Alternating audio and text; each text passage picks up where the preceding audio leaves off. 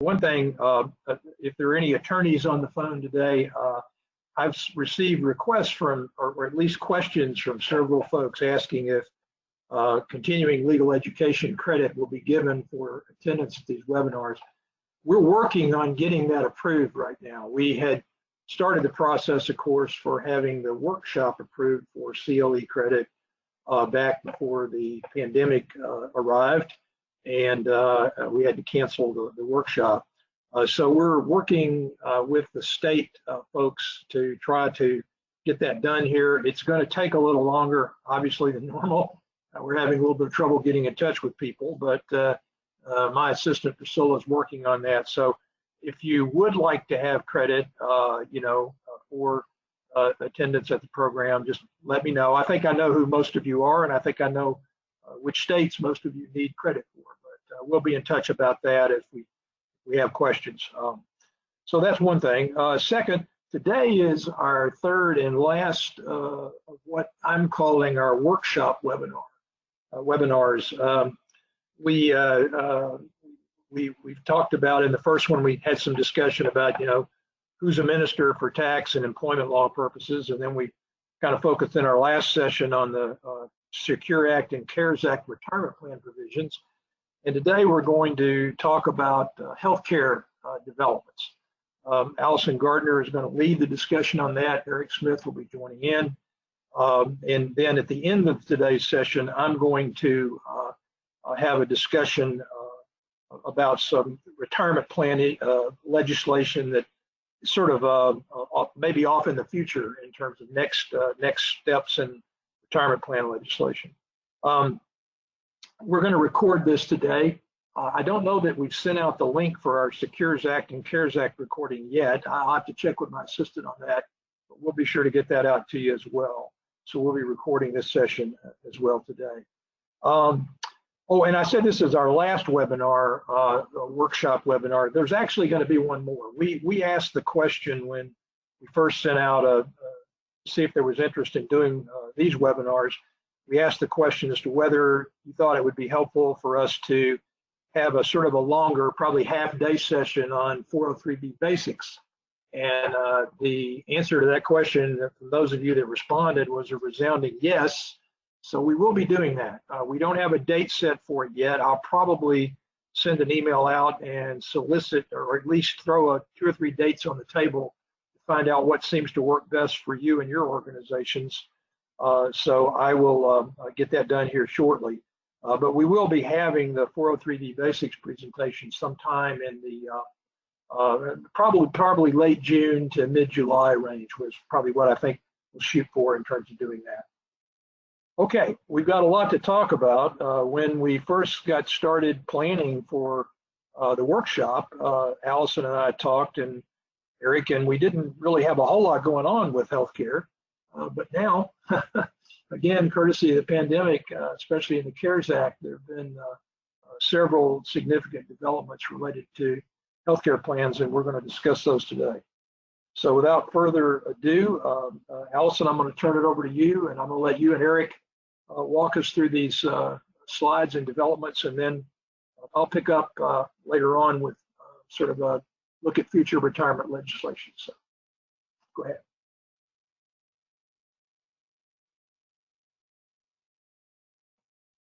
Sorry, I was still muted. Now I'm not. Okay, thank you, Danny.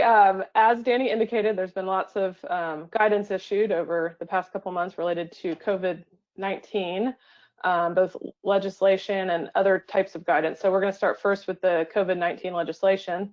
In March of this year, 2 new laws were passed relating to the COVID-19 crisis. Both laws include provisions impacting health plans. And the first is the Families First Coronavirus Response Act, which was signed into law on March 18th of this year. And the second was the Coronavirus Aid, Relief, and Economic Security Act, also known as the CARES Act, which was signed into law on March 27th. Both of these laws, as I said, include several provisions impacting health and welfare plans, and we're going to talk about each of these areas in the next few slides. So first, there's the coverage and pricing of COVID-19 testing. The second area relates to types of expenses that are reimbursable under HSAs, HRAs, and health FSAs. Third is the coverage of telehealth under a high deductible health plan. And finally, the coverage of preventive health services and vaccines for COVID-19. So the Families First Act requires group health plans to cover certain items relating to testing for COVID-19. Specifically, a group health plan is required to cover diagnostic testing that has been approved by the Food and Drug Administration, in addition to items and services that are furnished during an office, telehealth, urgent care, or emergency room visit, to the extent that these items and services relate to the furnishing of the COVID-19 test or evaluation of the individual's need for such a test. This act also requires group health plans to provide coverage for these items without imposing any cost-sharing requirements on participants. So plans cannot impose deductibles, co-payments, or co-insurance on participants prior to receiving these tests. Group health plans are also prohibited from imposing any prior authorization or medical management requirements on the benefits for COVID-19 testing.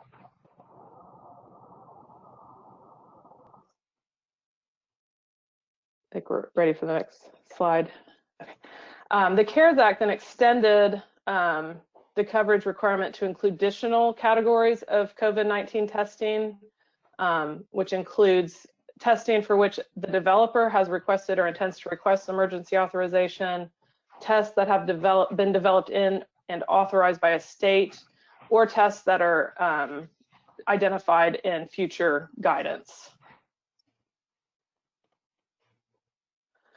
The laws also include provisions that regulate the pricing of COVID-19 testing. Under these provisions, a plan is required to reimburse the provider at the rate that the plan and the provider had negotiated before the public health emergency began, just to keep the cost of the tests down. If there is no negotiated rate, then the plan is required to reimburse the provider at the cash price that the provider has published on a public website.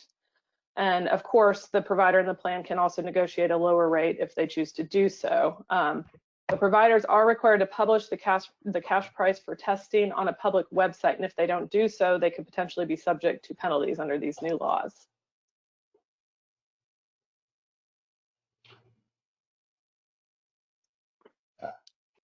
I think Eric was going to talk a little bit about some FAQ guidance that came out about Good morning. Sorry, good morning to everybody. It's great to see you again, or to be with you again, at least virtually.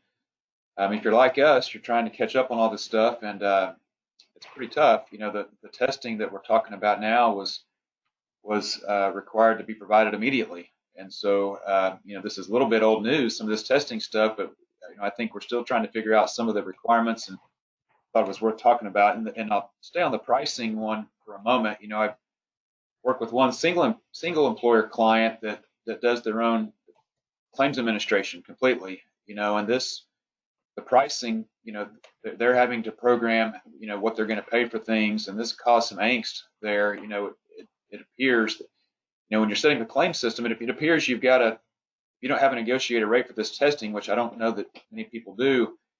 You've got to pay what they charge, you know, and whatever they post on their website. Well, that raises the practical question for a claims payer.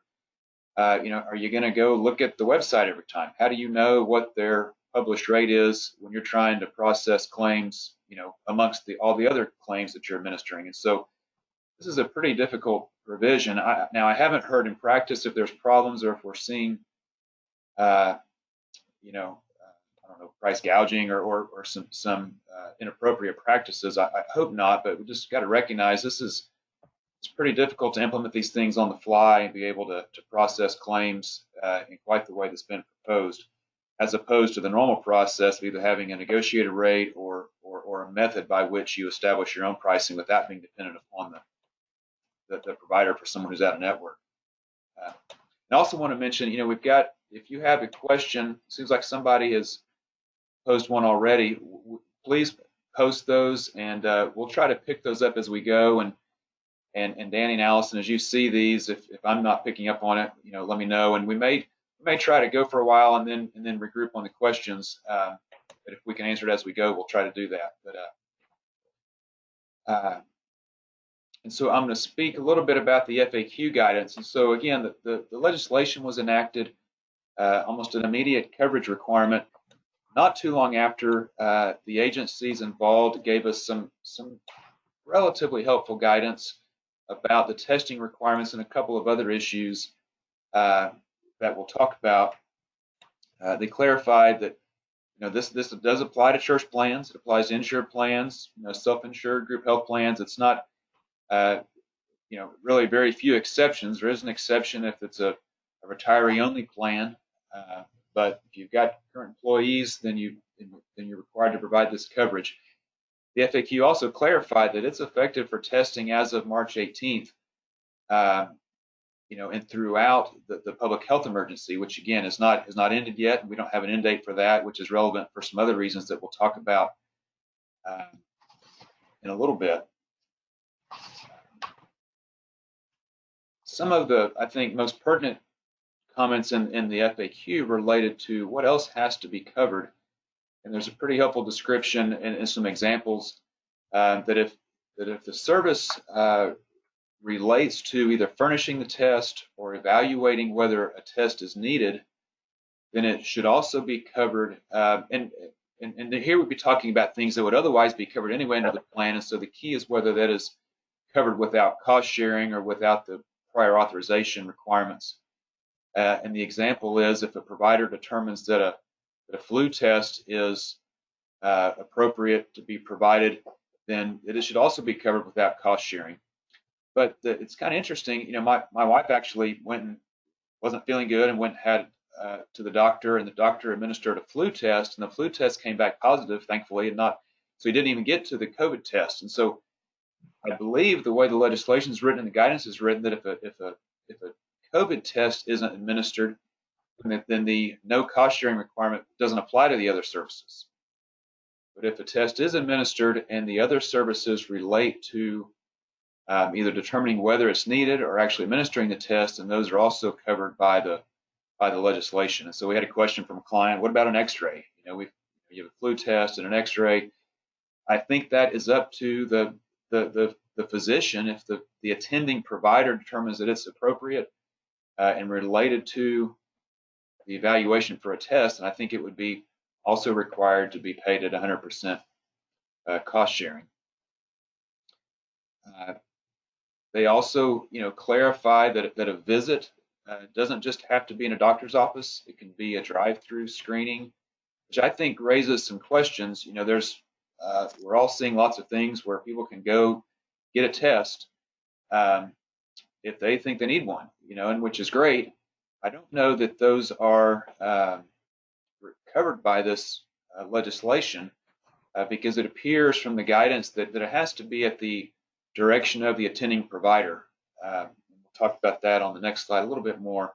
And so I think that's, it appears that if a provider directs that you go to one of these drive-through places, then it would have to be covered, but perhaps not otherwise. And what's been difficult, again, working with the client that's kind of setting up their own claims payment process is the requirement that there be no cost sharing or prior auth or medical management requirements for what's required to be covered. That begs the question of what about medical necessity? And my read of that, and I've put a quote in from the FAQ that I think is relevant for this, that that the required items and services have to be covered without cost sharing and medically appropriate as determined by the attending healthcare provider in accordance with accepted standards. And so I think that it's the medical provider's judgment that's relevant here, as opposed to maybe the plan coming behind and saying, well, we don't think that was medically necessary. And so for the things that have to be covered, it doesn't seem that the plan can come in and really second guess the attending provider. If they determine it's medically appropriate, then it would be covered.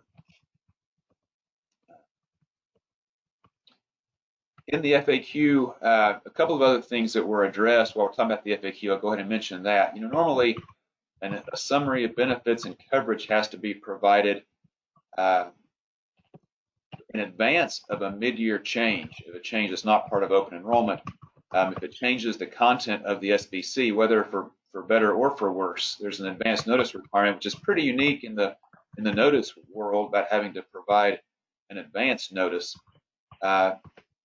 In the SBC, the agencies indicated they won't take enforcement action if someone doesn't provide an advance notice to the extent that you're providing better coverage, or if you're adding coverage. There's been a lot of changes on telehealth that would be an improvement in coverage. So if you don't get an SBC out to announce those things, then that's not they won't take enforcement action.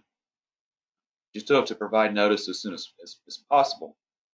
Now, this doesn't relate to a reduction in benefits. It doesn't give you a pass on other changes, particularly if you're trying to reduce other benefits to, in a sense, pay for the increased COVID-related benefits. Another FAQ item relates to EAPs. Just briefly, an EAP is not going to be subject to the ACA requirements if it doesn't provide, the term is significant benefits in the nature of medical care. And so it's designed to, give a pass to most EAPs that may provide some medical benefits, but may not rise to the level of being covered under the ACA. The FAQ just clarifies that if an EAP provides benefits for COVID testing, that's not going to take it out of that exception for the ACA. And I haven't seen that as a practical matter, seen EAPs providing testing, but maybe others have, but just some relief that it won't subject that EAP to the ACA requirements. On-site clinics are already accepted benefits for HIPAA and ACA purposes, and adding COVID testing won't change that result either. I know we've got a question on the testing. I'm going to take a look at that. We're going to keep going, but I'll try to look at that question and reply on that as soon as we can. So, Allison, you want to discuss the other CARES Act changes? Yes, so there's a few other changes made by the CARES Act. The first is that the CARES Act made changes impacting HSAs, HRAs, and health FSAs. And under this provision, the CARES Act eliminates the requirement to have a prescription for over-the-counter drugs to qualify for tax-favored reimbursement from these types of accounts. The CARES Act also includes menstrual care products as a qualified medical expense that's payable from HSAs, HRAs, and health FSAs. And these changes are effective for expenses incurred after December 31st of 2019. And Allison, I might jump in and make a comment on this one that, some of you can control this. You're making that decision. Some of you may be using vendors. Well, I mean, most of us are all using vendors to administer these accounts, at least the FSAs. And we've seen some vendors who have just said, well, this is done. You need to amend your plan, and we're not asking for feedback about whether an employee wants to do this. I'm not sure why somebody wouldn't want to make this change, but if you're in the position of kind of relying on a vendor, if you haven't already heard from them or checked them about that, you want to do that. It'll require a plan amendment that can happen later. But there's, of course, notice, let people know about this, but it's not required, but I don't imagine that there'll be plans that that they won't take advantage of this, but there is some process to be done. There's a document, there's an SPD or a plan summary, participant communications so they can know about this. And it goes back to claims incurred from the beginning of this year. So it's not prospective, kind of like the COVID testing is a prospective thing, at least currently. But this can permit reimbursement of expenses back to January 1.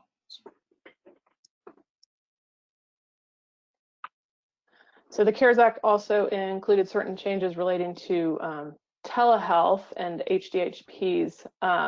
So a high deductible health plan, or an HDHP, is a health plan that satisfies certain requirements, including a minimum deductible and maximum out-of-pocket limit. HDHPs are also only permitted to provide coverage for certain preventive care benefits prior to an individual satisfying the deductible. So an individual that's covered under an HDHP and doesn't have other disqualifying coverage is eligible to establish a health savings account. And so the CARES Act permits HDHPs to cover telehealth and other remote care services prior to an individual satisfying the deductible. So this will allow HDHPs to provide pre-deductible coverage of telehealth without jeopardizing an individual's eligibility to make HSA contributions.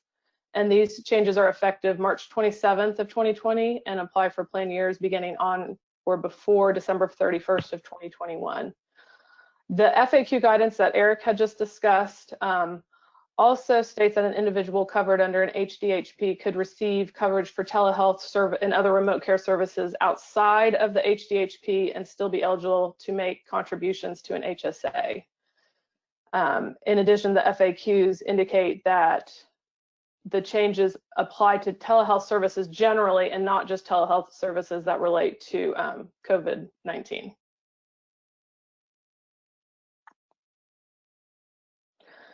The CARES Act also requires group health plans to cover COVID-19 preventive services and vaccines without cost sharing. And group health plans are required to cover these preventive services in the same manner as they're required to cover them under the ACA, but they come into effect sooner. So under the ACA, group health plans are required to cover without cost sharing the preventive care services that receive a required recommendation from certain committees or organizations. But the ACA provision requires group health plans to comply with new recommendations for plan years beginning 1 year or later after the recommendation is issued. Whereas under the CARES Act, group health plans are now required to cover COVID-19 preventive services and vaccines within 15 business days after the required recommendation is made.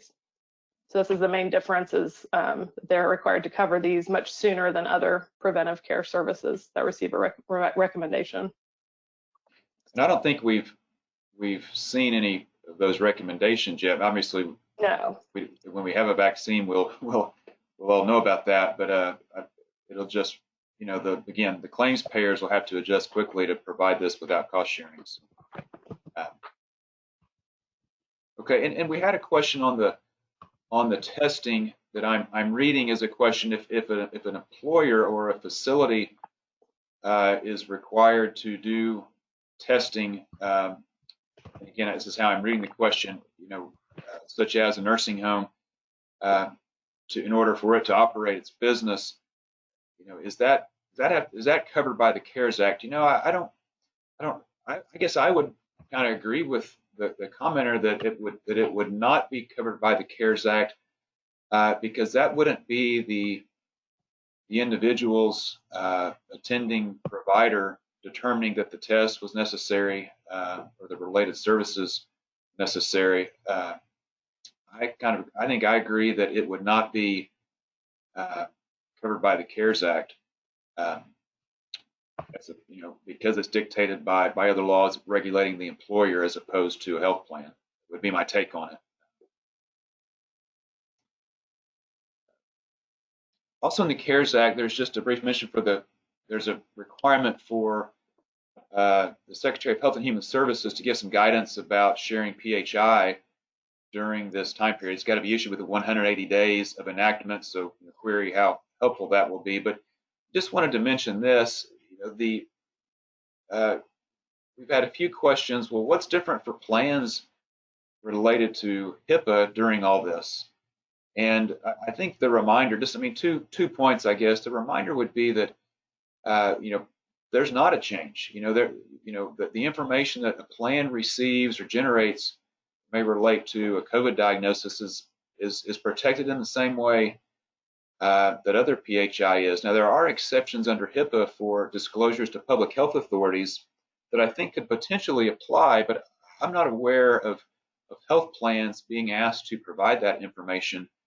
Visiting with one of our health lawyers in the firm, we talked about the healthcare providers may have an affirmative obligation to disclose, but I don't think that extends to health plans. And again, that's probably a state-specific issue, but I guess the encouragement would be to, treat this the same way you do all other PHI. And if you think that before responding to requests or initiating any disclosures, I would be sure you feel like you're on solid ground with respect to HIPAA. In other words, there's not just a pass to share information from the plan in a way that, in a different way than any other PHI, I think is kind of the baseline comment. And then anything different you're going to do, I'd scrutinize pretty closely. So,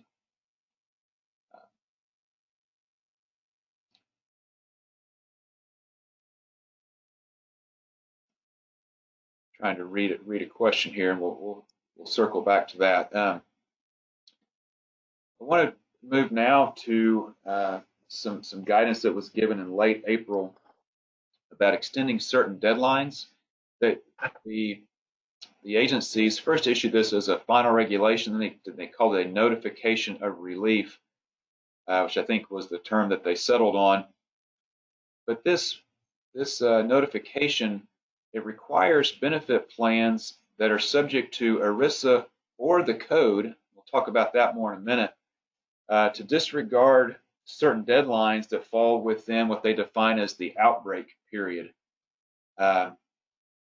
And it's defined on the slide, but we're in the outbreak period right now. It started March 1 and will end 60 days after the national emergency is announced to have ended, or such other date is announced by the agencies in a future notice. And so we don't have an end date, and it's not really, frankly, foreseeable at this time. And so it's important to consider how this impacts plan operation. The specific things that are affected, we've got on the slides. First is the special enrollment period. Normally you're required to provide 30 days. Some plans do 31 days, and it's 60 days for certain Medicaid events related to Medicaid. But basically, if you add a new dependent or if you lose other coverage, there's a 30-day special enrollment right, which does apply to church plans. And so, if the deadline to request special enrollment falls within the outbreak period, then it appears that a participant has until the end of that period to request special enrollment, in which case, which is an interesting question for when you have a child or have an adoption. That's supposed to be retroactive coverage. Now, when you add a dependent, marriage or otherwise, or you lose other coverage, that's a prospective enrollment. But it appears they have a very long time to request that enrollment with respect to their special enrollment rights. The next three relate to COBRA, which, again, wouldn't apply to church plans. And it's important to think through that both ERISA and the code have a specific exclusion for church plans with respect to COBRA.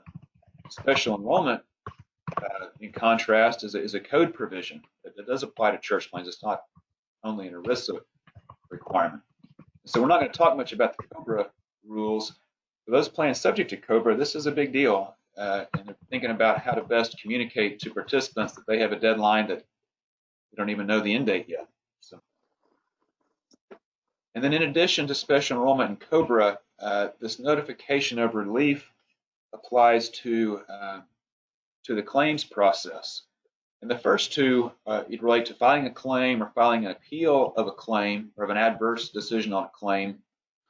The second two relate to external review. Now, when you file for external review, or there's a process, if you ask for external review and you don't have a complete request, you can supplement that request in order to perfect your filing. I think it's clear that the external review extensions apply to church plans. Those are part of the ACA, not solely an ERISA requirement. With respect to the benefit claim and the claim appeal process, there's a little bit more detail. And I don't know that it's quite clear that this notification applies to church plans, but I think there's probably a reasonable approach that it does. Under the ACA, the ERISA claims rules were made applicable to other plans, including church plans. And so it would appear, but that's only for plans that are subject to the ACA, for example, and Allison, Danny, keep me straight on this, but health FSAs, for example, that are accepted benefits really wouldn't be subject to that provision under the ACA to apply the ERISA claims rules. But for example, your medical plan, it seems that, and again, I don't know that this is explicit, but it seems that this extension of deadlines would also apply to church plans by virtue of the ACA provision that applies the ERISA claims rules. Allison or Danny, you can chime in if you. No, I agree with that, Eric. Yeah, that's right.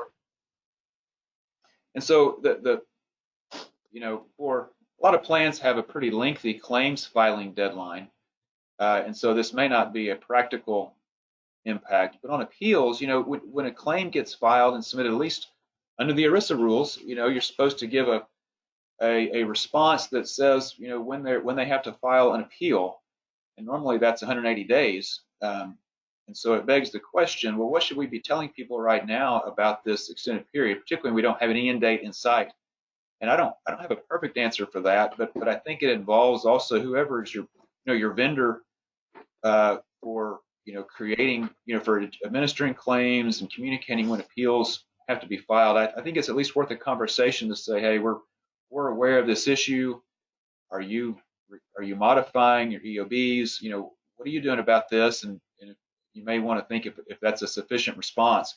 It's not an easy answer because it's, these claims documents are generated automatically, and it's not easy to modify those. And so I think it's worth thinking about and probably visiting with your vendor as at least a starting point on this. There is some relief for plans subject to COBRA about when they have to give an election notice. We won't spend any time on that since it's a COBRA issue. All right, Allison, if you want to talk about cafeteria plan, some new cafeteria plan guidance. Sure. Earlier this month, the IRS issued 2 new notices impacting cafeteria plans, health FSAs, and dependent care FSAs. One of the notices provides guidance relating to mid-year election changes, extended claims periods, and high deductible health plans. And the second notice provides guidance relating to carryovers from health FSAs, which is the provision that allows up to $500 of unused amounts to be carried over from one plan year to the next. So first, we're going to talk in a little more detail about the mid-year election changes that are permitted under Notice 2020-29. So first, generally, cafeteria plans generally cannot be changed during a plan year unless the plan permits mid-year changes for certain events that are set forth in the regulations. And a cafeteria plan is not required to permit these mid-year election changes, but they may do so if they choose. So Notice 2020-29 expands the types of mid-year election changes that are permitted for the 2020 calendar year. An employer is not required to allow these changes, and they can also determine the extent to which these changes are allowed. So they can provide some, but not all, or only provide them to a certain extent. One example provided in the notice is that the employer may want to consider the potential for adverse selection and limit election changes to circumstances where the employee's coverage is improved by the change, such as by switching from self-only to family coverage. If an employer chooses to allow these changes, then the changes must be made on a prospective basis and cannot result in a failure to comply with the non-discrimination rules that are applicable to cafeteria plans.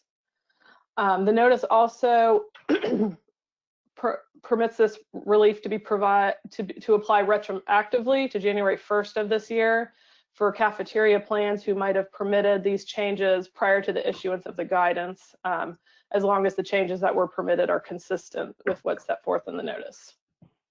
Allison, I might jump in on that retroactive. I had one situation where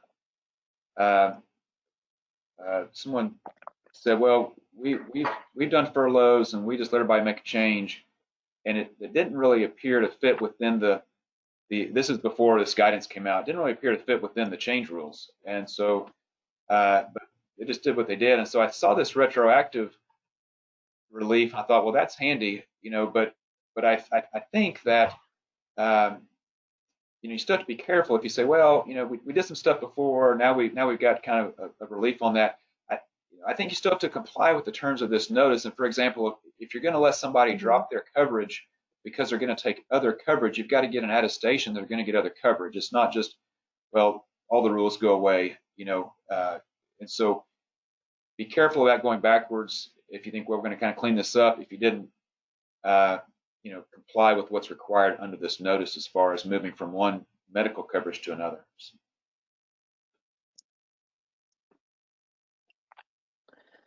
So the specific changes, election changes that are permitted for employer-sponsored coverage, there are 3. The first is that the employer could permit employees to make a new election if the employee initially declined to enroll in the health plan for 2020. The employer could also permit employees to revoke an existing election and make a new one to enroll in different coverage sponsored by the same employer. So they could change from self-only to family coverage as an example. And finally, the employer could permit the employee to revoke an existing election, but as Eric just hinted at, only if the employee attests in writing that he or she is enrolled or will become enrolled in other coverage that's not sponsored by the employer. And the notice does include guidance on that attestation requirement. It's on the next slide. The notice permits the employer to rely on the written attestation of the employee as to the existence of other coverage, unless the employer has actual knowledge the employee is not or is not going to enroll in other coverage. And the notice does include an example of an attestation that will satisfy these requirements.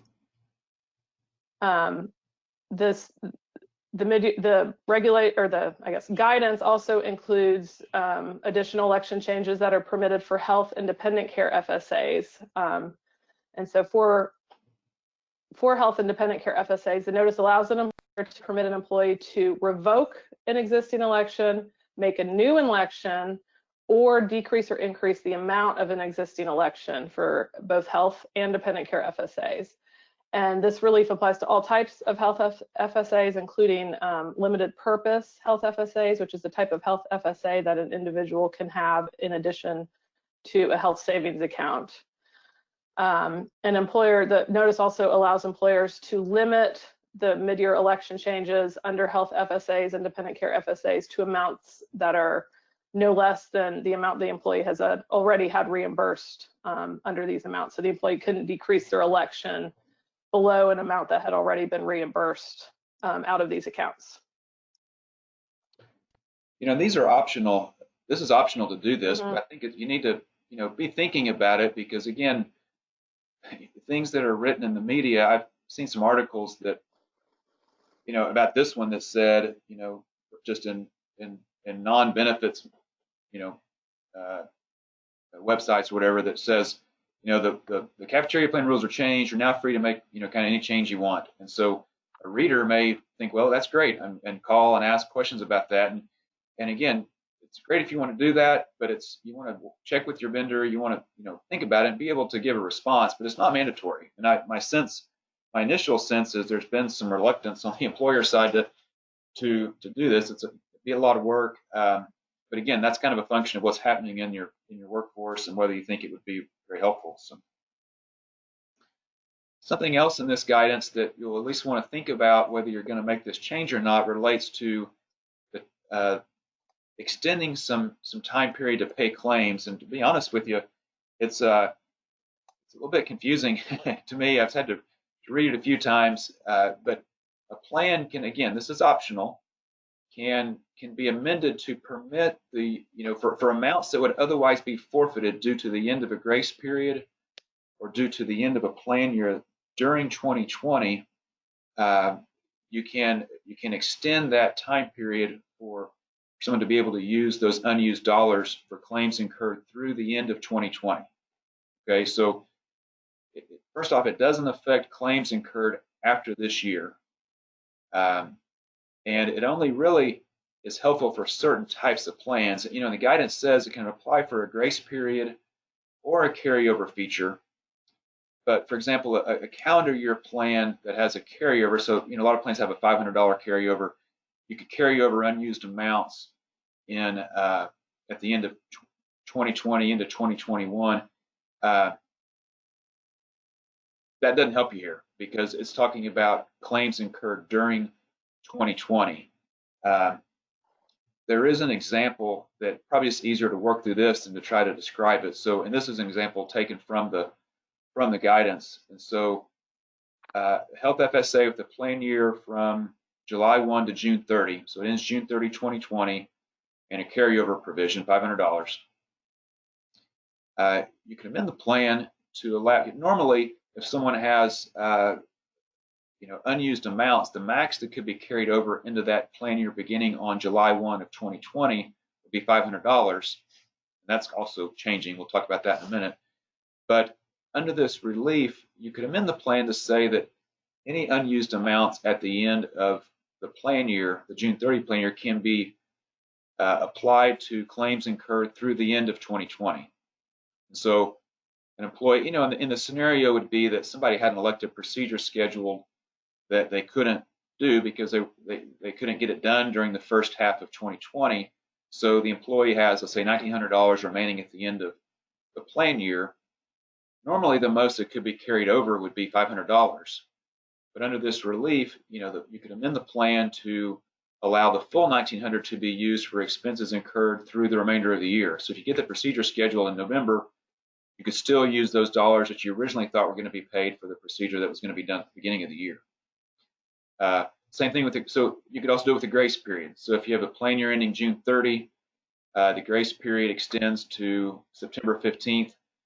You could extend that grace period effectively to the end of 2020. And so it's giving folks the ability to use dollars that they thought were going to be used earlier in this year. And so if you think you want to do this, again, it's of limited utility for a calendar year plan year. But if you have a plan year that ends in the middle of the year, again, this is optional. You want to work with your vendor on it. And I also want to mention on the ability to make mid-year changes. Again, if you have insured coverage or stop loss insurance, any changes that would affect that, need to be vetted with the insurance carrier to confirm that you're not promising some coverage or permitting coverage changes that you don't have insurance coverage for. So that's a given for anything that would impact insured coverage. On this extended claims period, that they do note that just because they're letting you use some unused amounts longer than you would otherwise, it doesn't change the rule that if you have those amounts available under an FSA, that may make you ineligible to contribute to an HSA during that time period, unless it's an HSA compatible FSA. So you don't get a pass on that rule. And again, this extends through the end of the year. And if you want to do these things, we have some relief on plan amendment timing. The guidance that we have prior is in the proposed rules from 2007 that have never been finalized. The IRS said that you have to make cafeteria plan amendments prospectively. So that's the guidance that we have. So there's relief that with respect to these changes about a new election period or extended claims deadlines, for the 2020 year, you can make that amendment as late as the end of next year, and it can be retroactive. But you got to operate in compliance with the change, and you've got to let people know about the change. So both of these things, again, not mandatory. I think you're going to want to think about whether you're going to implement these, and if so, be taking steps about that so it's useful to people while these issues are going on. All right, Allison, talk about high deductible plans. We have a question on those that I'll talk about in the context of these slides. So we had previously discussed how high deductible health plans are now permitted to cover telehealth services prior to an individual's satisfaction of the deductible. And there was also guidance issued March 11th, which was prior to the COVID-19 legislation, that permitted high deductible health plans to cover the testing and treatment of COVID-19 prior to the application of the deductible. And so the notice, the cafeteria plan notice 2020-29 clarified the relief provided in the earlier notice, so that the relief applies with respect to the reimbursement of expenses incurred on or after January 1st of this year. So it provided some kind of retroactive relief there. And it also clarifies that the testing and treatment of COVID-19 that's permitted to be covered by HDHPs would include the items or services that are required to be covered without cost sharing under the COVID-19 legislation. And we had a question about that. Are we required to do any of this on telehealth? And the answer is no.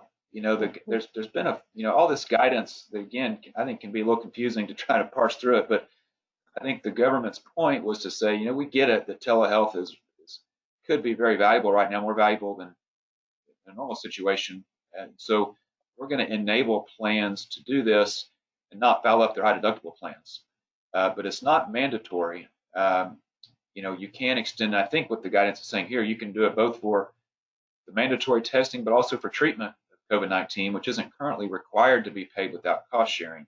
But again, this is optional. It's to facilitate the expansion, but it doesn't mandate it.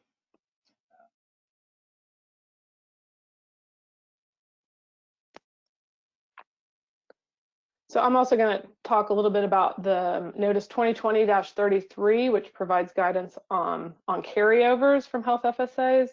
So as we've discussed, a health FSA prior to this notice could allow up to $500 in unused amounts at the end of the plan year to be carried over to the following plan year to pay for medical care expenses that are incurred during that following plan year. The amount was a set $500. It was not subject to adjustment. So Notice 2020-33 adjusts that flat $500 amount and to an amount equal to 20% of the maximum health FSA contribution for that plan year. And so the maximum health FSA contribution is adjusted each year, and it changes each year, and so this will also cause the maximum carryover amount to increase each year as the maximum health FSA contribution increases. So for 2020, the maximum amount that can be carried over is $550, which is 20% of the health FSA limit for 2020. A plan amendment to change a carryover amount generally has to be adopted before the last day of the plan year from which amounts could be carried over. So generally, if you wanted to carry over amounts from 2020 to 2021, you would have to adopt an amendment by the end of the 2020 plan year.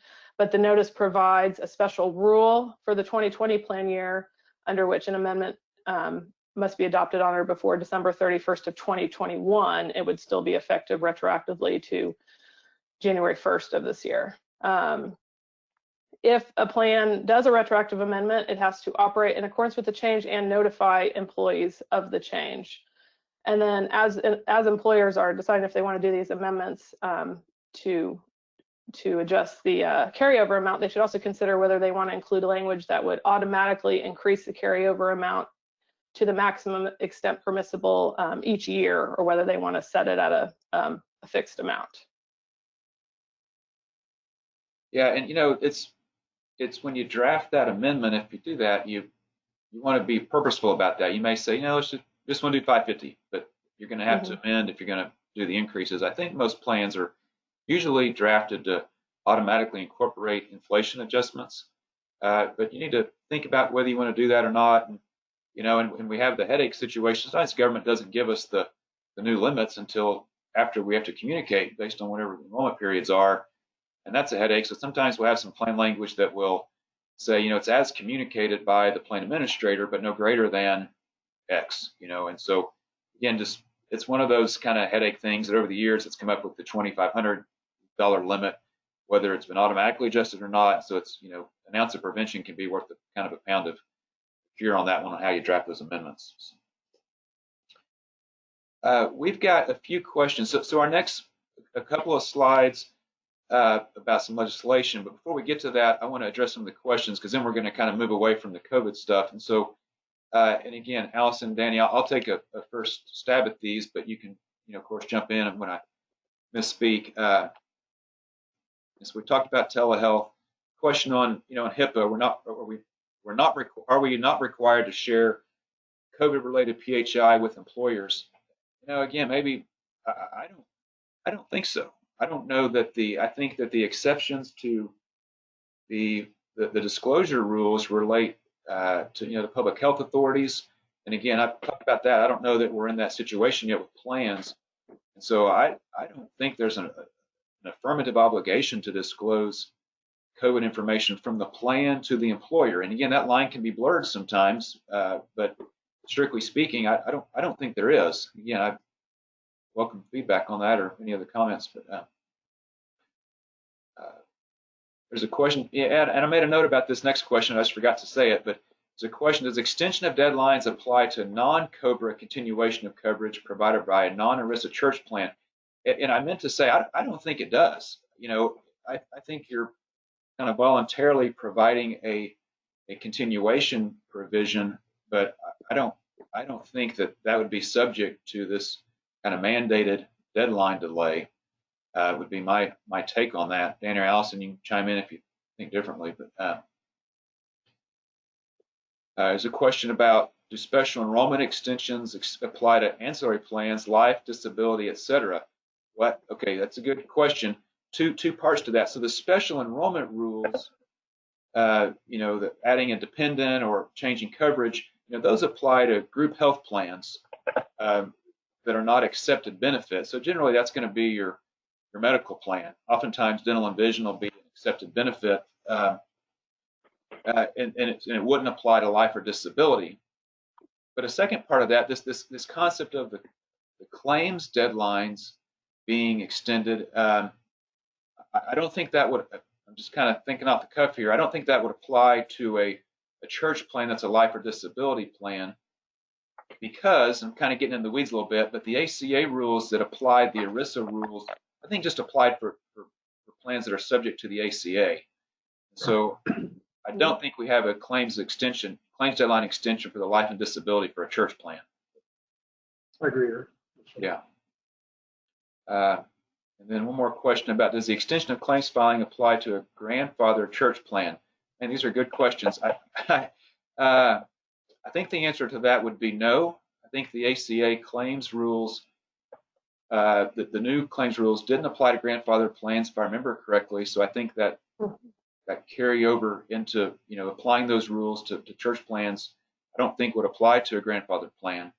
Allison, were you going to something on that? I think that makes sense to me. I think that's correct. Yeah, those are good questions. Keep them coming. Okay, so we want to talk, because we're talking about all these changes that we can currently consider. What makes that difficult is the most recent proposed legislation that has been passed by the House includes several other things, some of which would be mandatory, some of which would be, I think, optional. And we're not going to spend a lot of time on this because, as you probably read, we don't know if or when that's going to, this new legislation will be passed. I think for reasons unrelated to benefits provisions. So if this gets traction about the other components, then we may see these changes, or maybe they're adopted in another vehicle. But I just want to make you aware, as you consider things, you might have additional considerations in the future. And so one of the proposals that's in this HEROES Act is, a full subsidy of COBRA premiums for the remainder of this year and into January of next year, both for terminated workers and for furloughed workers remaining on health plans. And again, we didn't spend a lot of time studying this, but we had I think an 80%, if I remember right, subsidy several years ago. This would be 100%, and maybe for people on COBRA, that required a lot of work last time, and it would again. But that may be part of this new legislation. There's some requirements about balanced billing for healthcare providers. We don't spend much time on that. A requirement to cover treatment of COVID. Again, right now, it's not required to cover treatment. I wanted to make a comment on this, that lots of carriers or insurers have chosen to remove cost sharing for treatment, but that's not required. And it's certainly not required for self-funded plans. And so you got to kind of carefully review what's being presented to you. If you're using an insurance company as your TPA, it's not mandatory to do that, but it could be prospectively under this legislation. Some other requirements about participant notification, and then a requirement to cover testing before the Families First Act, so some retroactive coverage requirements. And then regarding cafeteria plans, some, again, related to what the IRS has already noted, some ability for extended carryovers, again, a little bit broader than what the IRS has just recently permitted. Allowing election changes, again, the IRS has already permitted that. And then extending grace periods. And so, again, allowing folks to use some FSA money that they thought they would be able to use early in the year, but weren't able to. And so, again, that hasn't passed yet. Just want to make you aware of it as you think about other things. So, all right, going to move on to some other items unrelated to COVID. So, Allison, hand it over to you. Yeah, Allison, before you do that, I just would Eric's slide there that the Office of Acronyms in Congress was once again has done a really good job here on this new legislation that's being proposed, referred to as the HEROES Act. So they make it easy for us not to have to remember the exact name of the legislation, but they've done their usual good job. So anyway, Allison, go ahead. I know you want to talk some about the final guidance that came out on individual coverage HRAs, and then we're going to briefly discuss one aspect of those rules that we think we've got some clarity on finally. So go ahead, Allison. Yes. So last June, the DOL, IRS, and HHS issued final regulations that expand the use of HRAs, and these regulations permit both individual coverage HRAs, which are HRAs that are integrated with individual health insurance coverage, and they also permit limited accepted benefit HRAs. So prior to this guidance, HRAs were not permitted to be integrated with individual coverage for the most part. So an HRA by itself is subject to the ACA since it's a group health plan, but by itself it would fail to satisfy the prohibition on annual limits and the requirement to cover preventive care without cost sharing. And so HRAs were previously required to be integrated with a group health plan that satisfied these requirements. And so these regulations expand HRAs so that they're permitted to be integrated with individual health insurance coverage, which is very helpful change, especially for some small employers who wanted to offer individual coverage HRAs. These regulations also permit limited accepted benefit HRAs. We're not going to go into detail on those. I just wanted to mention that that is in these regulations. So employers can begin offering individual coverage HRAs and the limited accepted benefit HRAs beginning January 1st of this year.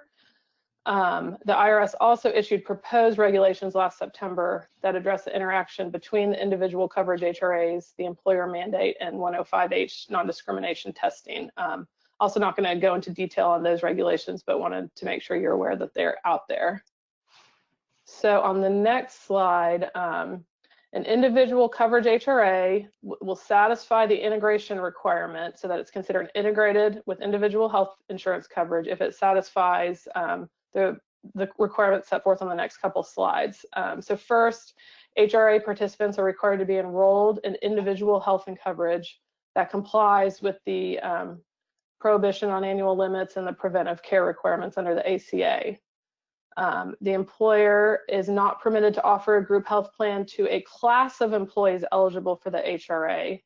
And under the regs, I've listed the permissible classes on this slide. So it's full-time employees, part-time employees, seasonal employees, salaried employees, and also a combination of the different groups of employees that are listed on the slide. So for example, full-time salaried employees could be a permissible class. And then on the next slide, the HRA is required to be offered on the same terms to all employees who are in the same class. Participants must be permitted to opt out of and waive future reimbursements at least annually and upon termination of employment from the HRA. Eric, do you mind going back one slide? Or one more? I'm sorry about that. That's okay, right there, right there. Next, the HRA is required to verify that participants are enrolled in individual health insurance coverage for the plan year and also for any month in which an expense is incurred and reimbursement is requested.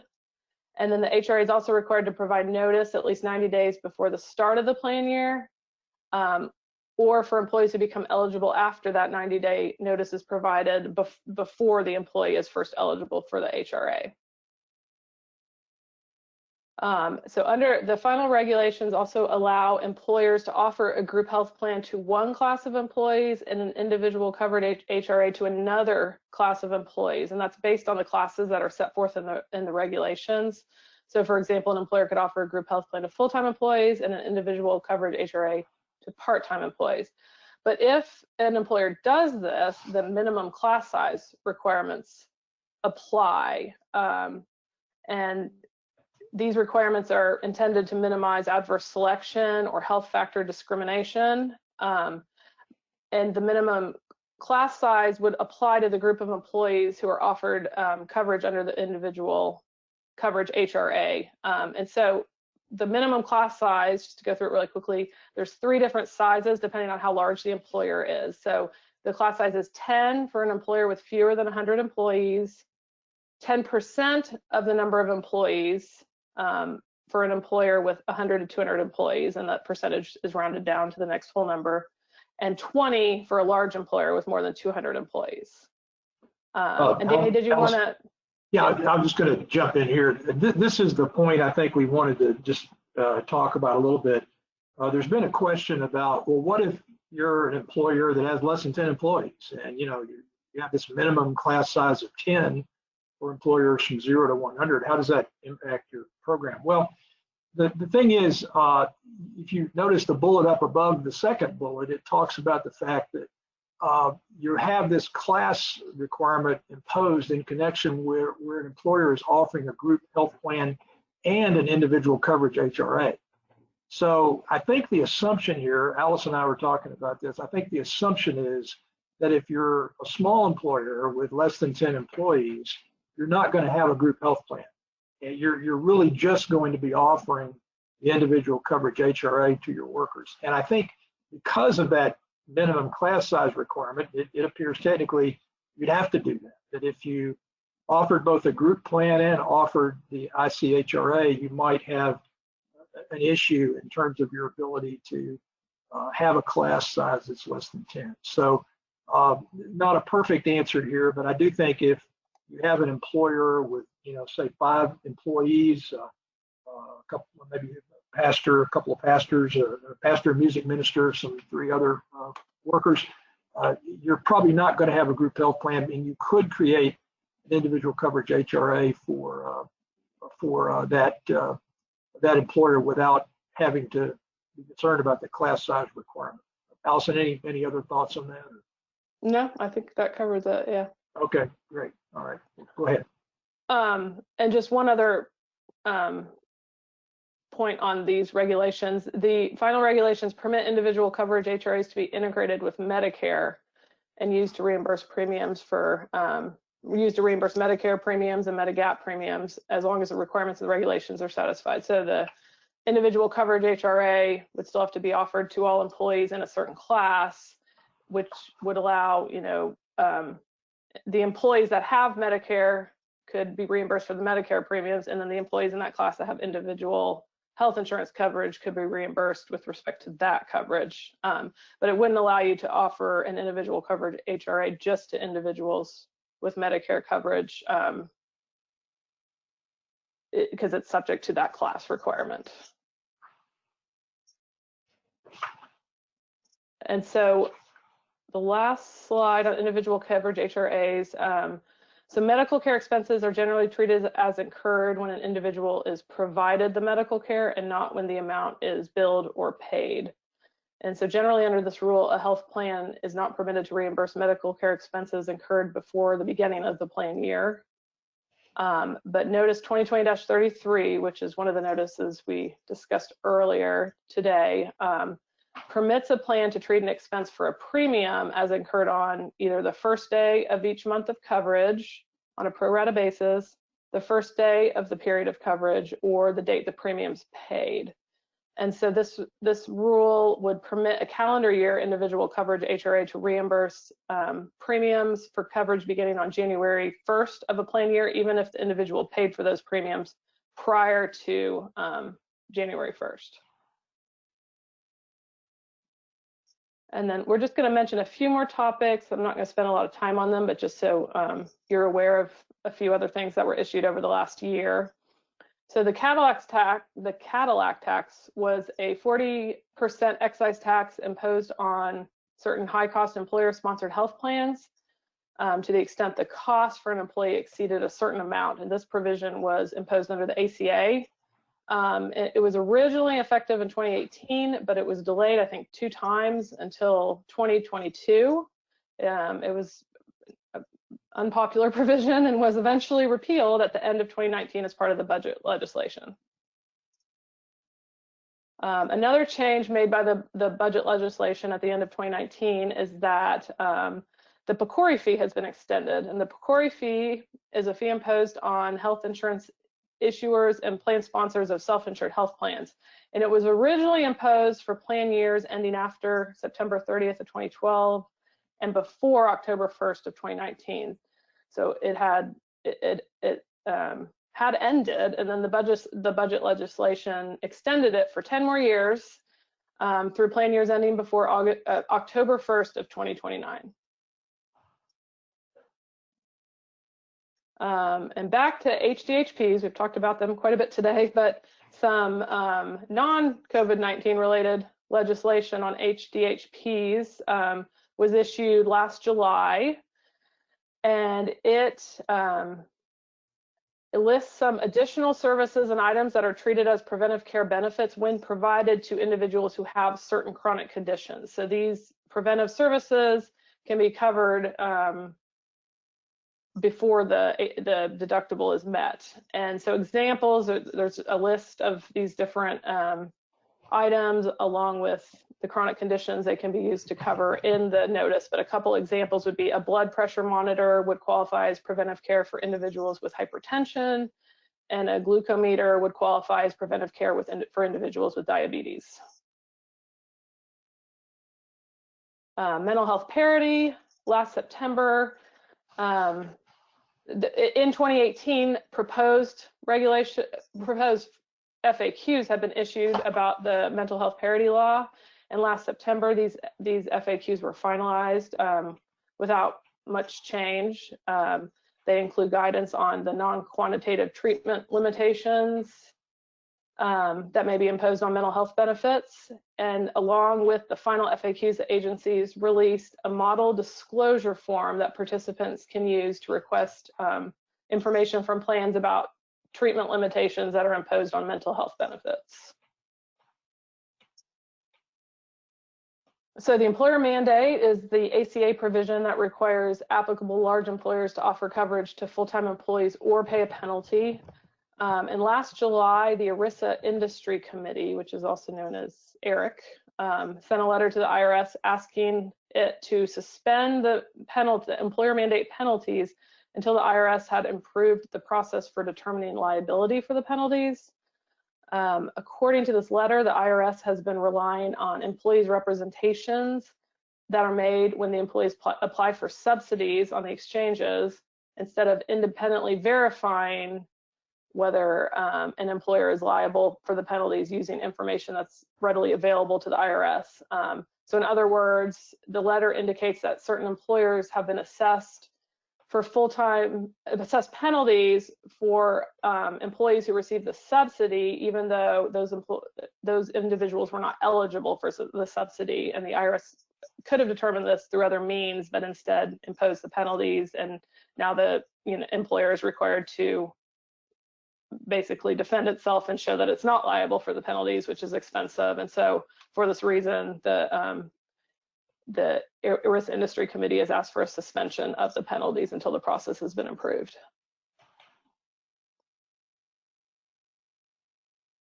And I think this is the last miscellaneous slide. There's been a few state law developments.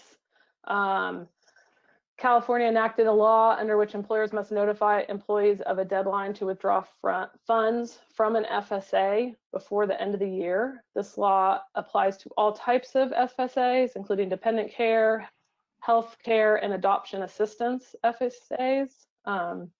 This law is most likely preempted for healthcare FSAs subject to ERISA, but health FSAs that are not subject to ERISA, such as church plans and dependent care FSAs, would be subject to this law.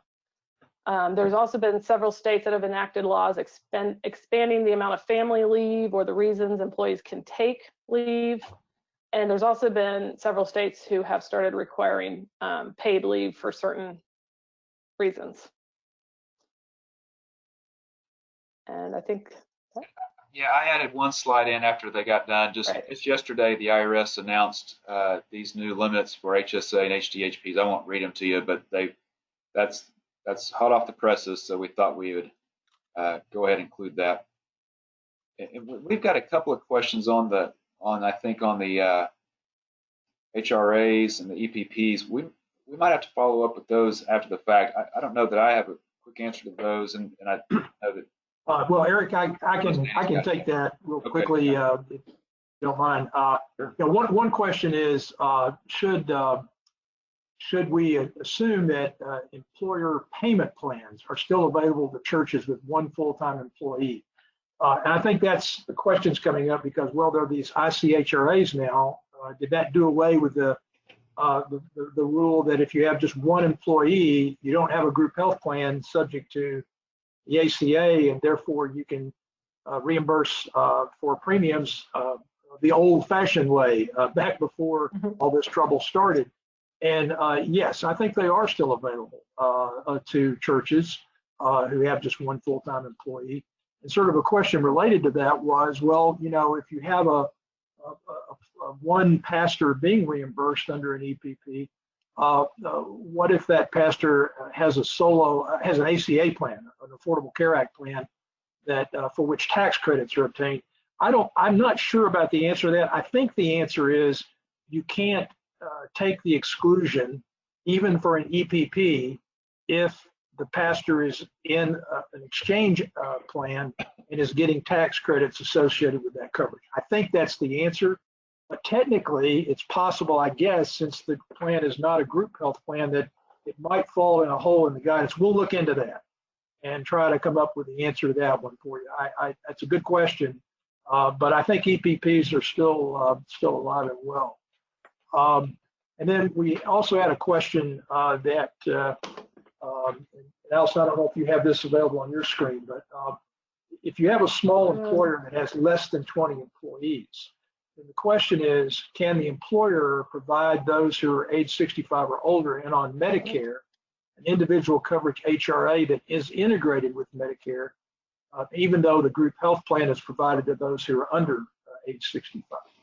And I think this may relate to the class question, you know, what are permitted classes and how would that work? But Allison, I thought there was some, and again, we may need to look into this one a little more. I thought there was some, maybe some mention of the Medicare integration with Medicare that did refer to that small employer exception under the Medicare secondary payer rules, but I'm not sure about that. Do you remember? Because I just don't off the top of my head. Well, I think though the class requirement would prohibit you from having an ICHRA just for the individuals eligible for Medicare. I think it would, you're saying?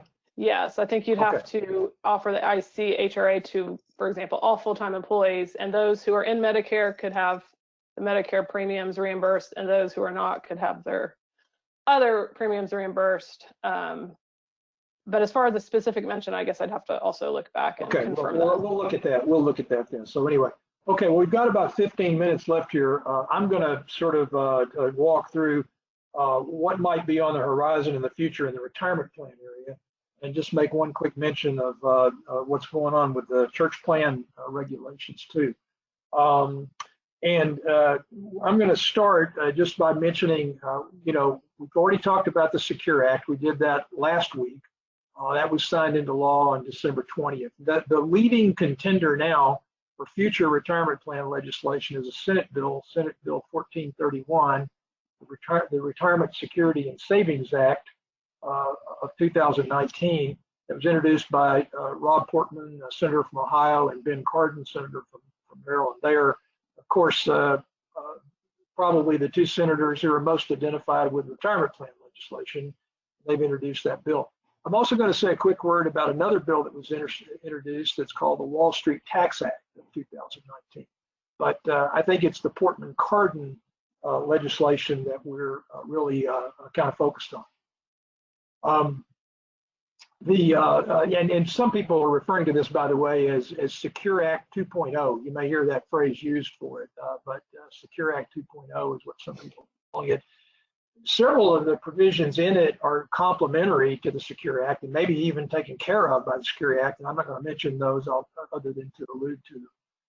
But the required minimum distribution age under this proposal would be actually increased to age 75, beginning in 2030, for both participants and for beneficiaries who are spouses of participants.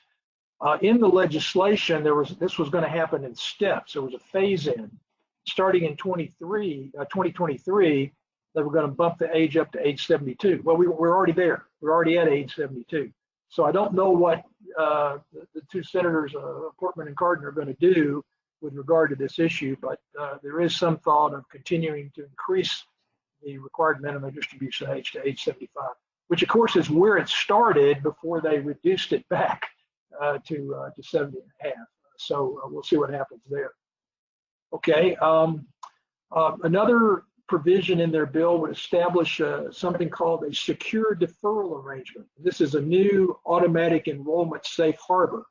So if you want to automatically enroll people in your plan and do so pursuant to a permitted safe harbor, you can follow these rules.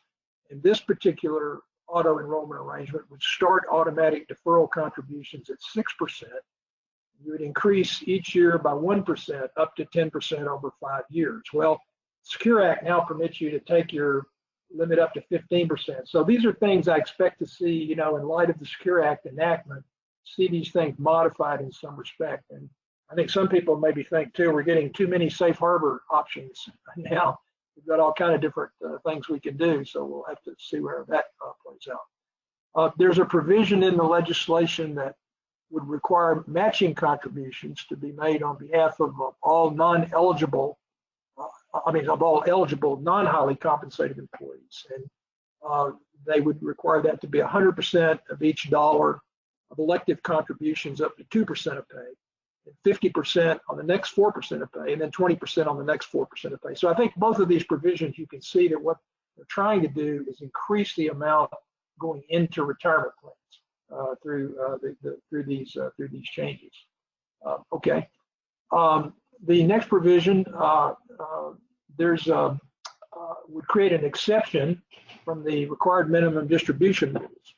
And if a participant's aggregate retirement savings under all applicable retirement plans, and that would not include defined benefit plans, if that amount is $100,000 or less, then you wouldn't have to apply the required minimum distribution rules to that account balance or account balances in case of that participant. Another provision would allow 403B plan participants to receive hardship withdrawals from salary reduction contributions, QNEX, QMAX, and earnings on salary reduction contributions. And you may remember this, well, and also to not require that plan loans be taken out prior to hardship distributions.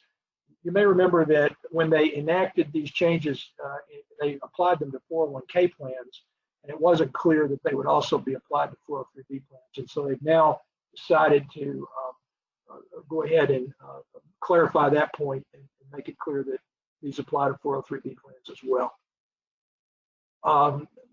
There's a provision that increases the catch-up limit. You remember the age 50 catch-up limit.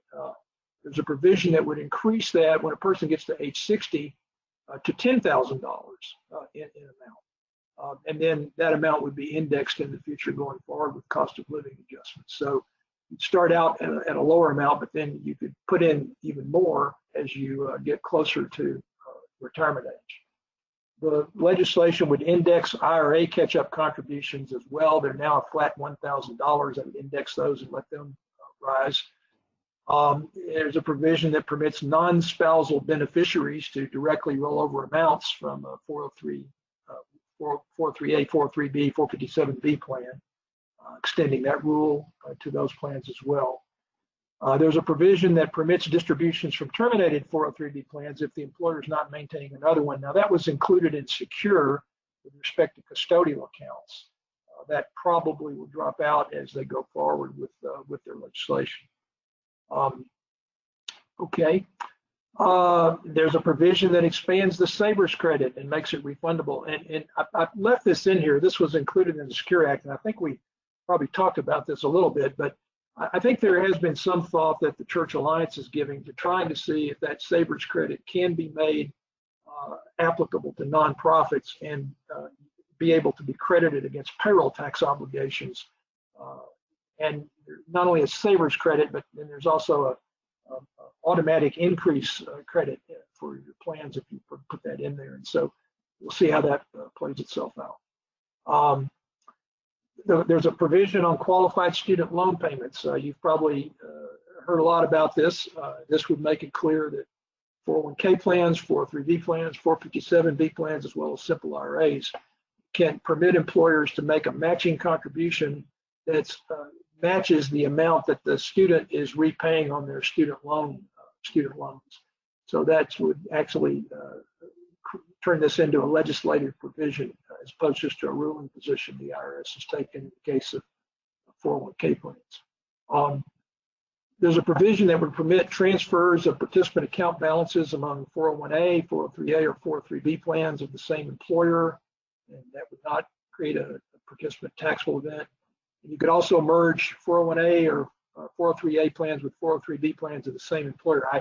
These two, of course, in the PATH Act, there was a provision added to permit churches to go ahead and merge 401a church plans, the same employer's 401a plan with that same employer's 403b plan. There's a merger rule that's in there. So they're now going to try to extend this, the rule that the churches have to everyone. Okay. Just a few final provisions. There's a provision that would permit rollovers from Roth IRAs to qualified plans, 403b plans, 407b plans. There's a provision that would simplify the 402F notice, which I think now I printed one out the other day. Seems like it's up to about 6 or 7 pages, and they've added a lot of Roth, different tax options related to Roth contributions in one of the sample notices, and so it's gotten to be quite lengthy and quite complex. I think they want to try to simplify that, and then they also want to expand self-correction under the employee plans compliance resolution system for inadvertent failures.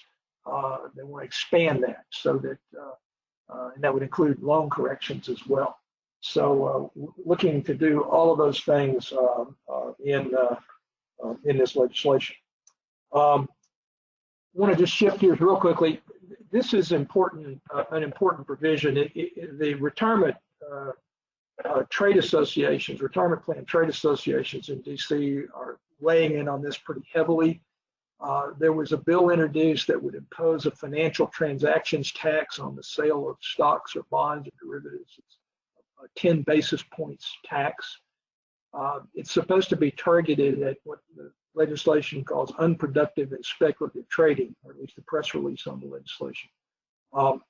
However, it appears to apply to transactions within defined contribution retirement plans, and some different financial service organizations have said that, if this tax applied to your retirement plan, then the expense ratios of equity mutual funds may go up by as much as 31%, and this could reduce a plan participant's retirement savings by 5% over their working career, over their lifetime. We'll see where that goes. I just have to believe that they're going to change it to create an exception for retirement plans, but that is one that folks here in the Retirement Plan Trade Association are watching pretty carefully. The final thing I'll mention is the church plan definition rewrite project that's on the way at the IRS. Back in 2019, we first heard that they were going to work on regulations relating to church plans. You may remember we've talked about this a bit before in the past. The regulations that govern church plans under Internal Revenue Code Section 414E were issued back in the late 70s, and they preceded the changes, the extensive changes that were made to the church plan definition in 1981. So they need to be updated to reflect that new legislation. And now that the Supreme Court has weighed in on the church plan question it had to consider in the Advocate case and the other two cases, I think the IRS felt like, well, we can get started working on this project. So the Church Alliance has submitted several comment letters to the IRS to address certain issues that the Church Alliance thinks is important that those regs address when they're written. One example of that is there's a question about what about having churches from multiple denominations or faith groups in the same church plan. Is that okay, and how does that work? And then there is always a question about when you have a church affiliated organization, when can it be in a church plan? And what if that organization is affiliated with a different denomination than the one sponsoring the plan? How can that work? So there are questions like that that have been asked, and we'll have to see how the IRS responds when those regulations come out. There's no forecast for when they're going to come out. That's just not clear. And really, frankly, with the COVID-19 legislation, the CARES Act legislation hitting, and then waiting for Secure Act guidance on top of that, that no doubt will impact this project. But hopefully we'll have more to report on that at some point in time.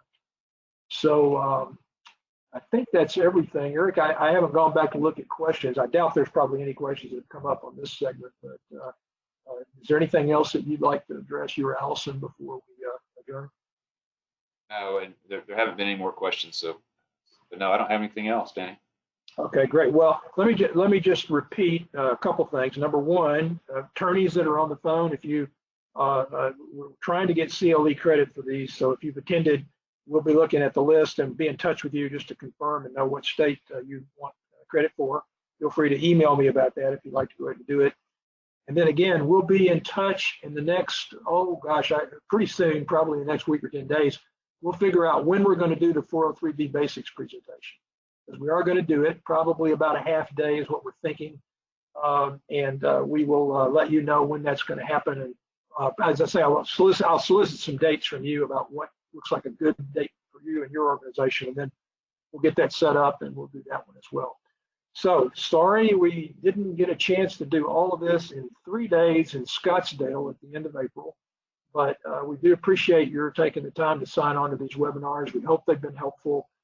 We will continue to monitor the issues we've talked about, and as there are significant developments, you'll probably hear from us through the workshop email distribution list. But we appreciate your taking the time to attend, and we look forward to hoping having we hope have a number of you back when we do the 403 basics presentation. So thanks very much. Thank you.